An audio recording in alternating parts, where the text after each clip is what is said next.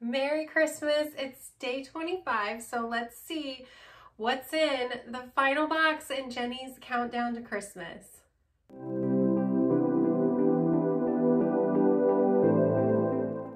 All right, it's day 25. We finally get to see what's in the final box. Make sure to keep on watching because I am going to announce the keywords you need to put into the comments for the giveaway at the end of this video. And I also have some of my favorite quilts I've ever made to show you guys. Well, my favorite quilts that I've kept and not given away. All right, so let's go ahead and open this. I struggle with this kind of wrapped gift. I should have opened it first. I really should have. But I did not think to because I was so excited. I hope you guys are all having a wonderful Christmas. And if you're watching this back later and spent the day with your family and it's the day after Christmas, I hope that you had a wonderful Christmas. Ugh. Okay, so I think this is a puzzle, but let's see. Let's see finally what is inside here. We were right, you guys. So it is a puzzle. Let me see. It says, welcome to Hamilton, your happy place. It has the Missouri Star Quilt Company logo. I'm thinking this is what the puzzle looks like because there's nothing else in here. And I was hoping if it was a puzzle that it would have like a quilt on it. So it says Quilt Town, USA. And it kind of, I mean, it's kind of a pieced design. So I guess it could somewhat be like a panel for a quilt. Pioneer Penny Hornets. Has the logo. Has Quilt Town. I don't know. I wonder if that is what the puzzle looks like, just the stuff behind the tree. I'm not really sure. I will put it together. I quite enjoy puzzles. I was hoping for something different as the final, but you know what? Overall, I'm happy with this box. It was fun to do. I enjoyed opening everything and seeing everything that she pieced together. I'm excited to go read what she said about this particular gift. Like I said, I love puzzles. I just was hoping for some really amazing fabric as the finale or something like that. But, you know, I will still use it. And I had a lot of fun. Okay, so the magnetic pin holder from yesterday, I could not find this exact one on their site. I did find a different magnetic pin holder that is cone shaped and the pins stick to the outside. That was $6. I think that might be about the right price for that. So that brings the value of the box up to $2.25. I'm not sure how many pieces this puzzle is to kind of guess on this, but maybe around $10 for a puzzle, $5 to $10. I would say 10 is probably a good, like, easy guess, maybe. So that maybe brings the box up to $2.35. Then we got that $15 credit, which really brings it up there. I definitely think the value is there for this box. Do I think there's some things that I would have wished were something else? Of course, but I think I'm going to feel that way about any subscription box that I get. So, you know, that is what it is. So let's move on to my quilts that I've made, just so we can have some time to chat. You can learn a little bit more about me if you would like to. I will do the giveaway info coming up. I did show a sneak peek of it. I'm not going to show what else I added to the giveaway, but most of it is going to be sewing or quilting related. So if you're not into that, I would suggest not trying to enter because you won't be happy with what you get. This is my 1,000 subscriber giveaway. Most of what I do is on here is quilting. I might throw a few different items in, but a lot of it's going to be quilt patterns, scissors, stuff like that. There is going to be that really cool wooden pin that my husband made. So most of it, though, it's going to be really heavy on quilting and sewing items. So because that is mostly what I like to do in my free time, I'm going to kind of tell you a little bit about how I got into quilting. I, as a child, did just about any craft type thing you could get into. My mom really allowed me to make big messes and take over a lot of space with my different things that I wanted to try out with crafting. I've done pretty much everything from painting, drawing. I even did taught myself how to do stained glass. We did that for a while. Me and my mom both. She did some stuff. I still have some of the pieces I made. It was a lot of fun. I did cross stitch. I did knitting, all sorts of stuff. And one of the things I really loved was quilting. I made quite a few quilts when I was in my teens. I don't have very many. I gave a lot to different people. But one that I held on to was this quilt that I made when I was a teen. And the funny thing is and I'm still like this a lot, where I just do whatever I feel like will work. I never really looked up how I was supposed to do things. I never really followed any rules. I just cut the pieces and put them together and did something. I didn't iron my fabric first. I did not press seams after, and nothing met up quite right. This quilt is one of my favorites because it is one that I worked on for a long time. And because I didn't press seams, and because stuff didn't meet up quite right, and because, if you can see, I cut through pockets because I really thought it would look cool. Like some of these pockets on here are usable. I kept seams on stuff. There was a ton of bulk in this quilt. And I have some really wonky squares. You can see that it falls a lot because I ended up just, I couldn't sew through all these seams. So I ended up just tying yarn through to hold it together, but it really falls funny. But I love this quilt because anybody who sees it thinks it is so cool because of some of the pockets on it. Like some of them have butterflies that are on the pockets. There's some really old jean material that you probably don't see very much anymore on here. There is the side pockets on jeans and belt buckles. Nobody looks at this quilt and is like, you did not meet your points. Your quilt is really sagging.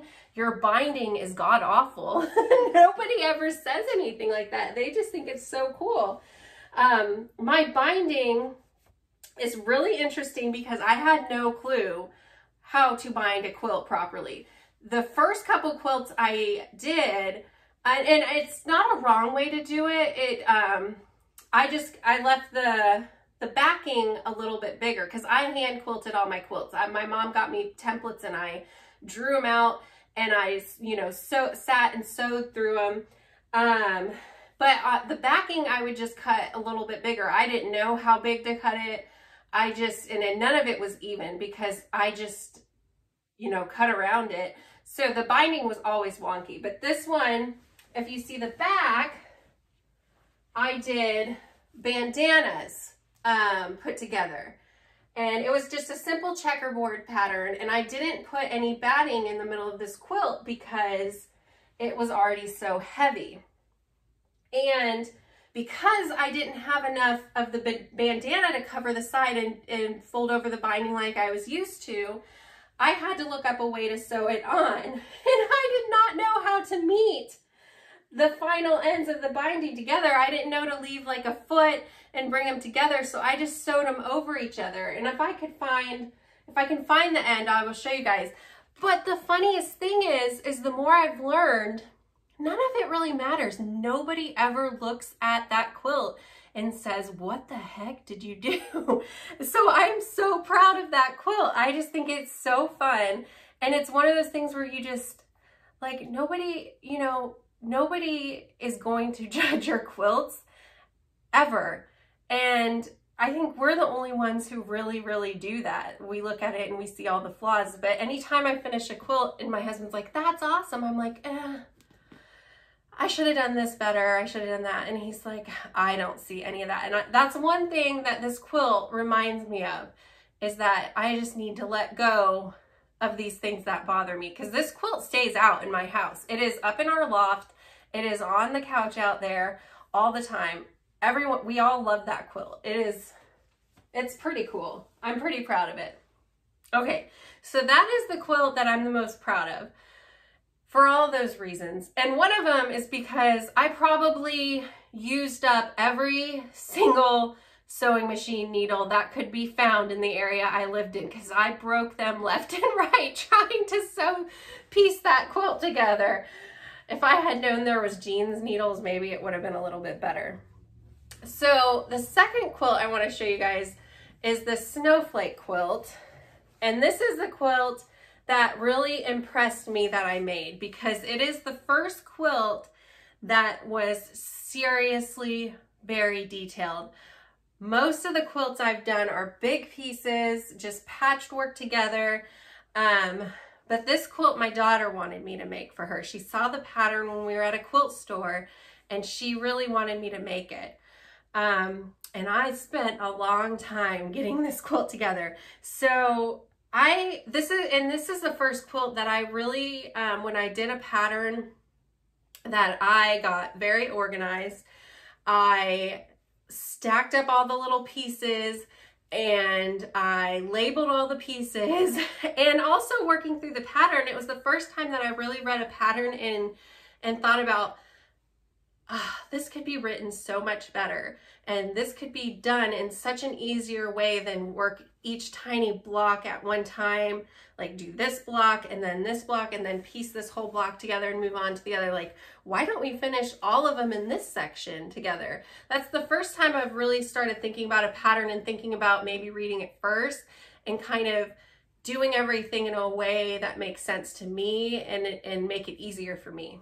So let me show you this a little bit better, because this is the first big quilt that I did free motion quilting on too. And you may not be able to see it on that side. And my free motion quilting is not perfect, but I tried to do little snowflakes and swirls on it. I don't know if you can see it. I'll try to get better pictures if they don't show up and let you see it better, but I'm super proud of this quilt. It is so pretty. My daughter picked out all the fabric, and it's the first quilt that I really didn't do a lot of different pattern and color in, because the snowflakes are all this beautiful red snowflake. The background's this cream that doesn't have any design in it, and then the snowflake pattern comes out, a little tiny border, and then she just wanted red on the back. It's her favorite color, red, but oh, it is a gorgeous quilt. I'm kind of sad that it stays in her room and it's not out in the main area to really admire all the time, but she wanted it. I made it for her, and hopefully she cherishes it forever. Okay, the next quilt I want to show you guys is another Christmas quilt, and you'll have to excuse the quilting on it, because it is one that I was just learning how to free motion quilt. Is one of the first, well, I keep saying it's one of the first ones I did, but this really is. I don't know why I chose the color I did to quilt it. I think I was trying to go for like a Christmas light feel, but it's one of the first quilts that I did a lot of applique on. And you know that I've said I don't enjoy applique, but I went really slow and did the best I could on these. But I saw this quilt pattern and I just had to do it because it was so cute and fun and whimsy.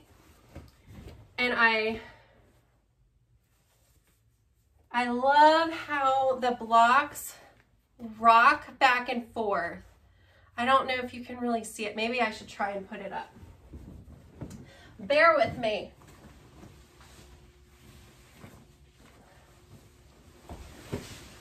Quilts are falling. It's okay.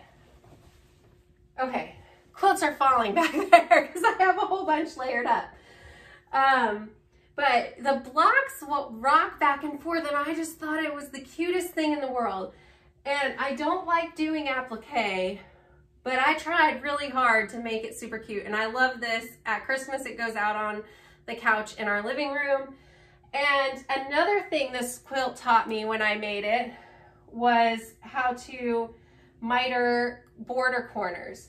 So I don't know how well you can see it, but there was 3 border strips that I put on here, and then I had to miter them together. That was the first time I ever did that. I had no idea what it was. And I think it turned out super cute. It's a really fun quilt. Love it. And so when I made that quilt, I had so much fun with it, rocking the blocks back and forth, that I wanted a quilt that had that feel that I could keep out all year long, because I thought it was so fun and whimsy, and I had so much fun cutting those blocks. I don't know why, but I adored it. So I made a quilt based off that pattern that I could keep out all year long. And this is the quilt that I did. This fabric line, so gorgeous. I've used this purple scheme in a couple different quilts and projects, and I love this quilt. It stays out in our living room. And if you're interested in doing this one, there's actually, I have a video on it on YouTube, and I have the PDF file pattern for it for free on my blog. I'll put the link in the comments to that. But it's super easy to make. It was a lot of fun. And the colors really, really are cute. So I'll put this one up. And then I think I only have 2 more quilts to show. So right now, I think I'll go ahead and tell you what to put in the comments if you want to enter the giveaway. So I made a note here because I knew I would forget what I wanted you guys to say. So use the word quilt in a sentence somehow. So either tell me about your favorite quilt that you've ever made, your favorite quilt pattern, or you could tell me the quilt that you like the most from my stash. But the random generator picker is going to look for the word quilt. So make sure you use that word in a sentence in the comments. If you're here during the premiere of this video and are chatting with me over on the side, make sure you put the comment down at the bottom, because the generator is going to look down at the comments in the main post of this video. So again, make sure you use the word quilt in a sentence, either by telling me about the favorite quilt you have that you ever made, your favorite quilt pattern, or you can choose one of my quilts that I made and tell me which one you like the best. Okay, so I have 2 more quilts to show you. And this one is my first pineapple quilt. And the reason I will never ever let go of this quilt and why I cherish it so much is because I cut every single one of these squares by hand from a template. I had no idea that there were pineapple template, you know, acrylic rulers. Had no idea about those. If you didn't either until I just said something, I did do a post about them because, a YouTube video post about them, because I was like, I don't know if that's going to be any faster. Oh my goodness, it's way faster. You're going to use, you're going to have a lot more fabric scraps doing it that way. But oh my, I can't tell you how many days I spent cutting these template squares for this quilt. That ruler, so much faster. It's from Creative Grids. I have a YouTube video on it, reviewing it. I will put a link to that one in the comments as well.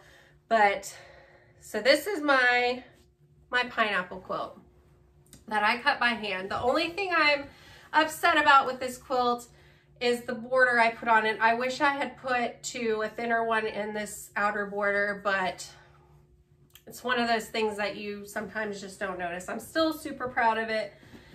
It is gorgeous blues. I love this quilt. And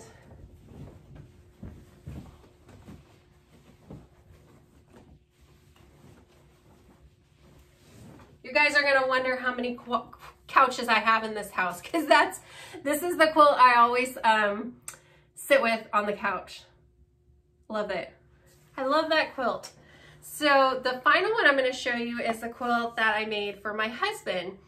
He served in the Marine Corps. He was overseas quite a bit. I did not know him while he was in the Marines. I met him after, but we're a very patriotic family because of his service. And then, you know, I know a lot of people that served in the military. My stepfather did, and my sister's husband did. So that service is very near and dear to my heart, and my husband wanted a patriotic quilt. So this is what I made for him.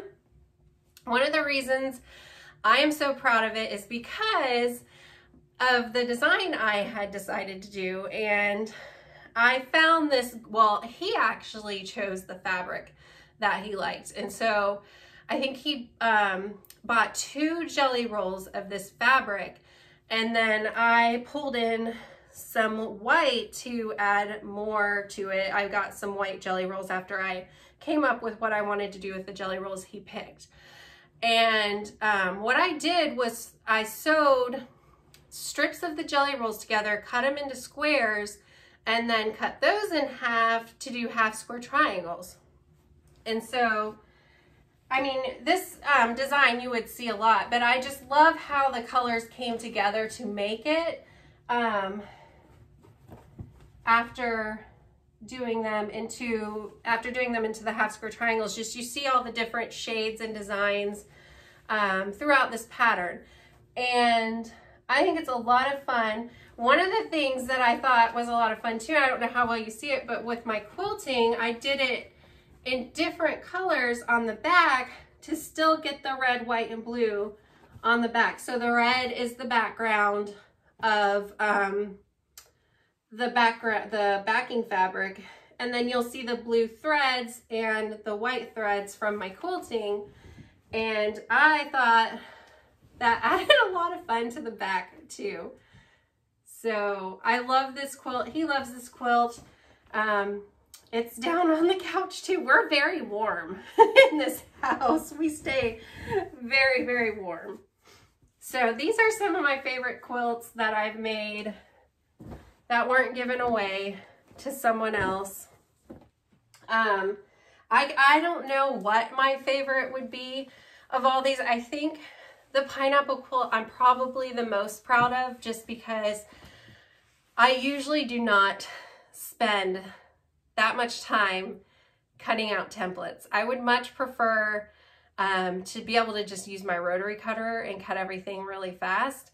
That's just how I prefer to work. And I'm also very much of a, I like to say, and you probably, if you've watched some of my other videos, that I'm an ish quilter. I enjoy the process. I enjoy just seeing the piece come together.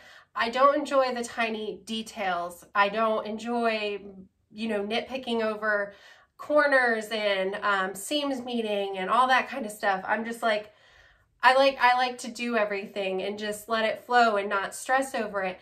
I'm not saying I don't, because I want everything to look beautiful. Don't get me wrong. But I don't like to stress over it all. So I say I'm an ish quilter, that I don't look up the exact words and terms for everything. My seams meet even-ish. My lines are straightish. You know, I like to let everything flow. So this quilt I'm really proud of, because a lot of it met up really, really good, because I really took my time cutting all the pieces, and I was like, dang it, if I am going to sit here and cut out all these tiny template pieces, I'm gonna make sure this quilt looks good.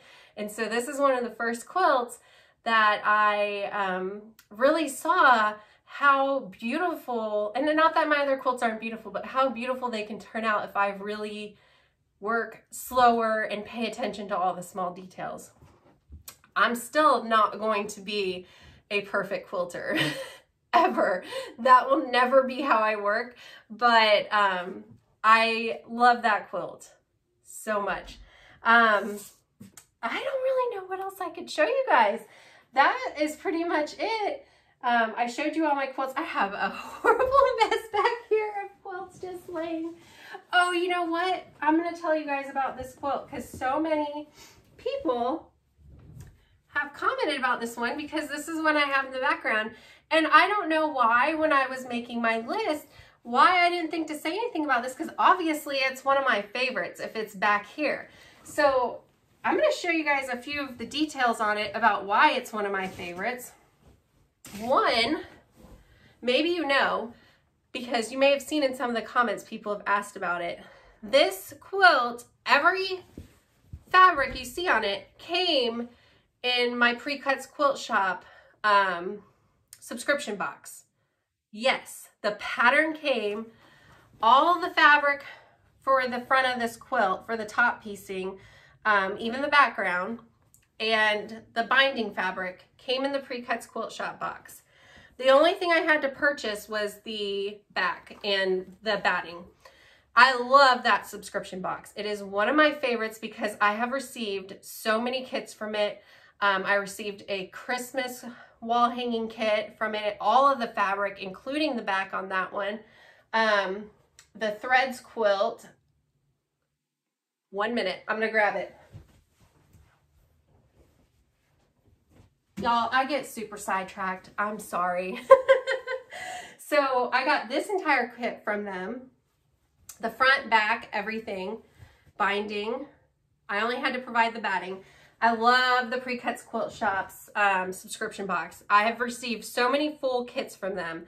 So this quilt, I unboxed this and I was like, I'm gonna do it because they sent everything to me. They sent all the fabric, but I was looking at the orange, all the orange in it, the lime green. I'm like, oh, these are not my colors, but I'm gonna do it anyway because I received everything. Why not? It's a fun project to do. And I'll put a link to my blog post about this unboxing so you can see all the requirements of the fabric. It's Town Square Garden.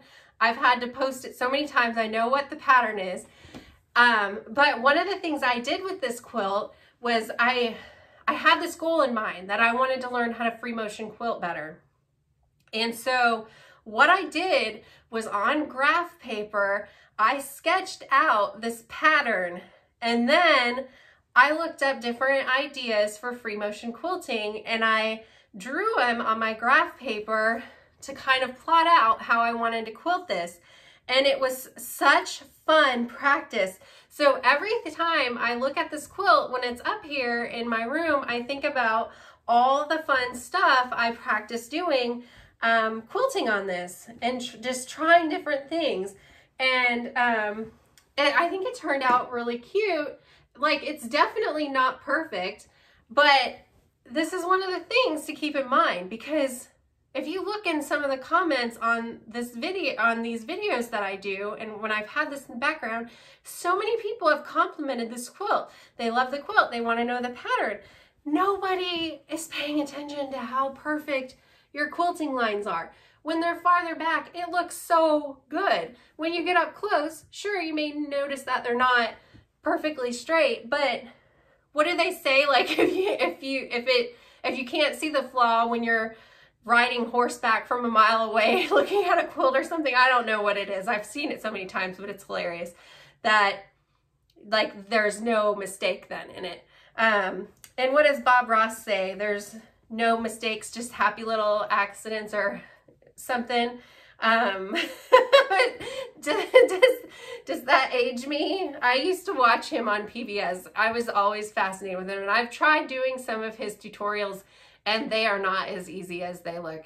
Me and my daughter have tried some. We bought all the stuff, all the oil paints, brushes, all this stuff, and we sat and we tried to follow one. We paused that so many times. It was a lot of fun trying, but oh, that is not as easy as he makes it look. Sorry. If I just let myself go with talking, this is what happens. I go off on tangents. But this was really fun. If you see down all the like kind of it's not really sashing in this quilt, but all the dividing background fabric on these blocks. I did these little circle loops. That was so fun to quilt. Yeah, there's a lot of fun stuff that I tried in this quilt. I loved how these lines going back and forth turned out here. I'll try to get some close-up pictures of the quilting on here and let them pop up or something. But this was one that was a lot of fun, and it was surprising to me how much fun it was, because these colors just did not do it for me until I saw it come together in the quilt all together. And then I was just like, oh, this is such a pretty quilt. It is so pretty. I love this quilt.